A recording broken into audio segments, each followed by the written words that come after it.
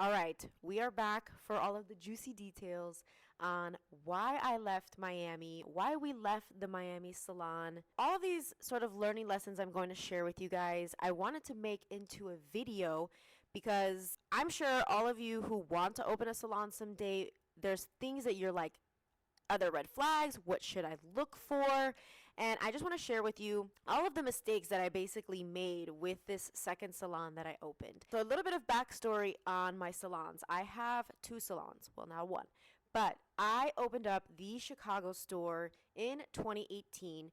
Very easy transition. The salon was perfect, brand new. Then in 2020, I opened up the Miami salon, and I thought, I'm just going to do all of the same things that I did with the Chicago store, as far as making sure that there's free parking, easy commute for all of my clients. Like, these were all of the things that I was looking for in the Miami salon as well.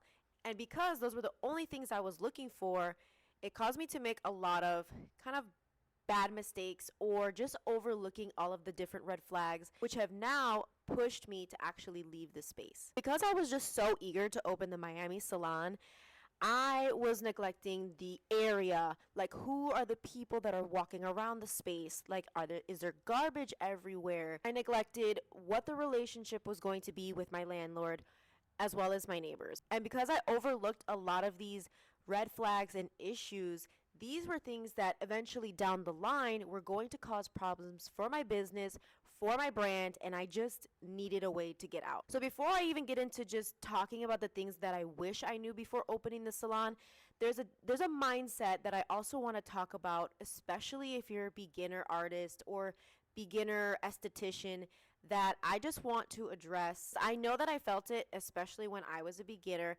I associated my status in the beauty industry like with opening salons. So I felt like I made it or I was super successful if I opened salons. And because many of us are so eager to do that, we end up making mistakes along the way that can be like super costly. I know artists who have literally lost out on like $60,000 because there's other things that they neglected when opening up that salon. So if you're a new artist, please do not be in a rush to open a salon because you want to have this status, because you want to post on your Instagram that you're so excited to become a business owner or a boss, because there's so many things that go into opening a salon, but on top of that, actually running a salon.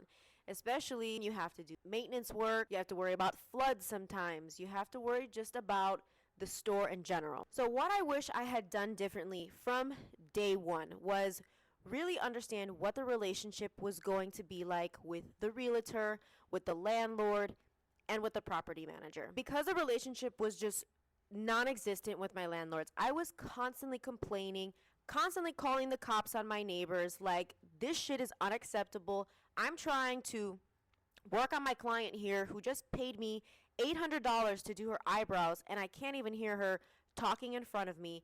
This shit was just not acceptable with me. And because I didn't establish the relationship with the landlord at the beginning, it was so difficult for me to actually approach them or complain because they were practically non-existent, which happens in a lot of cases.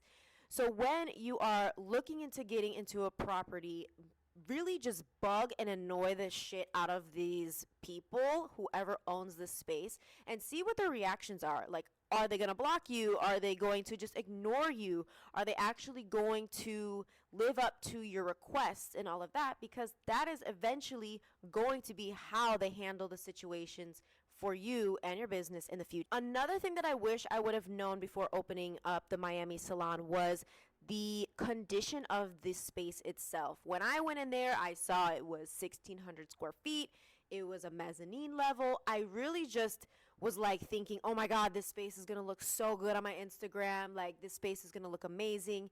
But I neglected, like, what does the bathroom look like how shitty the bathroom was, or the garage door. It didn't even like go all the way to the bottom, and like lizards were constantly sneaking in, and I just missed all of these different parts of the conditions of the store, which then of course makes the brand look bad because it's like, what the fuck, she literally has lizards in here. Like, why is this why am I paying $800 for brows and like a lizard's like crawling on my face? But not really. I mean, even the ceilings were so tall, and I had to hire somebody and pay like $200 just for them to do the air conditioning filter on the ceiling. And I'm just like, oh my gosh, these are things I wish I would have looked out for when getting a space, because I'm like, now I just wasted $200 because my ceilings are 30 feet tall. When I got the space, I was more concerned about, okay, it's right near the highway. It's going to be so easy for my clients who are coming from West Palm, or maybe they're coming from Kendall.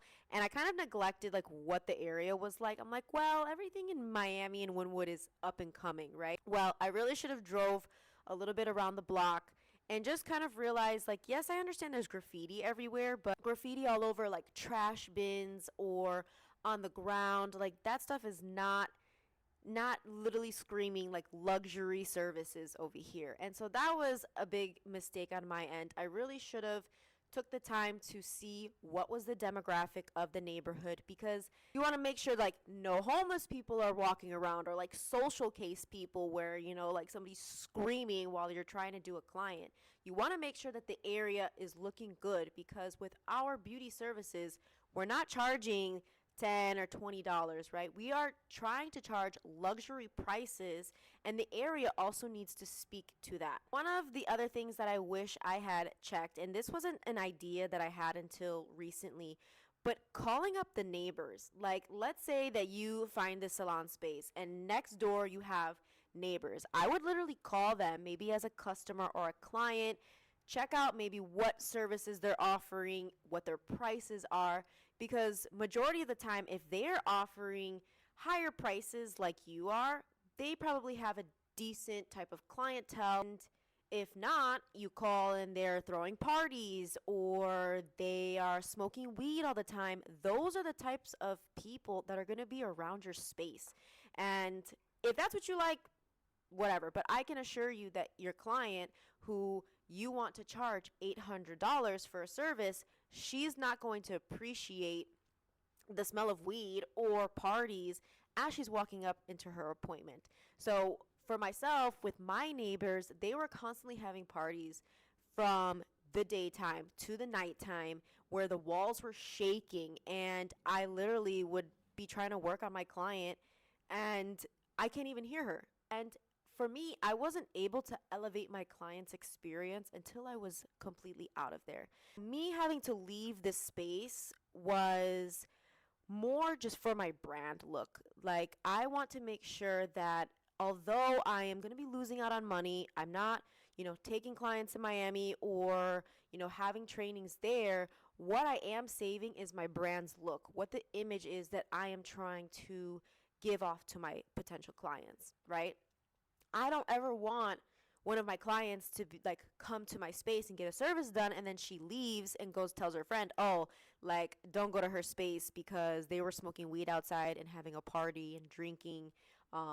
She's in a shitty area.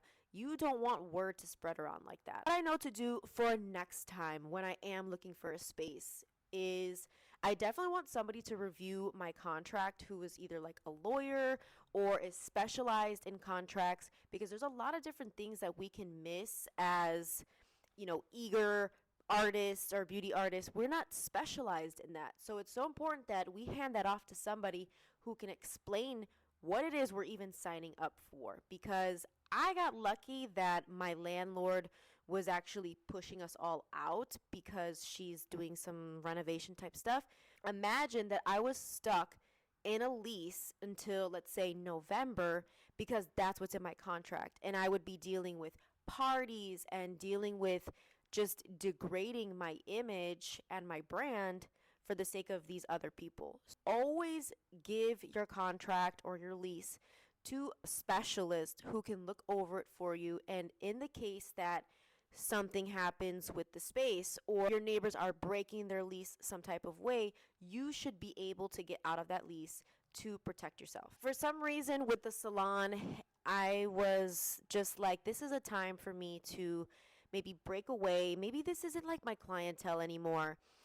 Most of my clients were actually coming down from West Palm Beach, which is more of a, I don't want to say like luxury area, but it's definitely a more uppity area.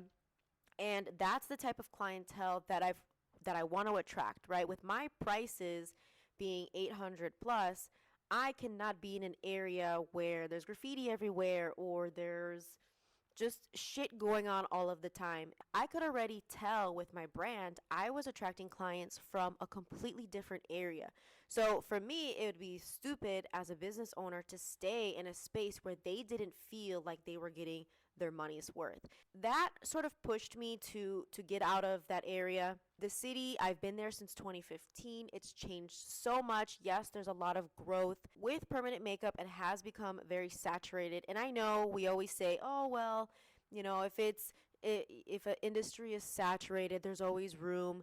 There's definitely always room, but there becomes limits for things. I felt like with Chicago, it's such a great market here. I really wanted to just elevate the experience here before moving on to other exciting places. And I'm really excited for this. I mean, like I said, it all happened for a reason. It happened at the right time. I'm going to use all of these mistakes and things that I neglected to look at as ways to showcase them for you if you are watching and ever want to open up a space. It's so important that you know what you're getting into. If you are a beginner artist, just remind yourself that opening a salon it's not about a status. Do not rush into opening a salon unless you are absolutely ready. I want to make another video on how to know if you are ready to open a salon and include different things of like financials, how much you should have saved up, how many clients should you have under your belt before you open up a space, realistic expectations that go along with it. So I hope this video shed some light on why I pieced out on Miami, what my learning lessons were while opening a salon there, and hopefully you guys don't make the same mistakes.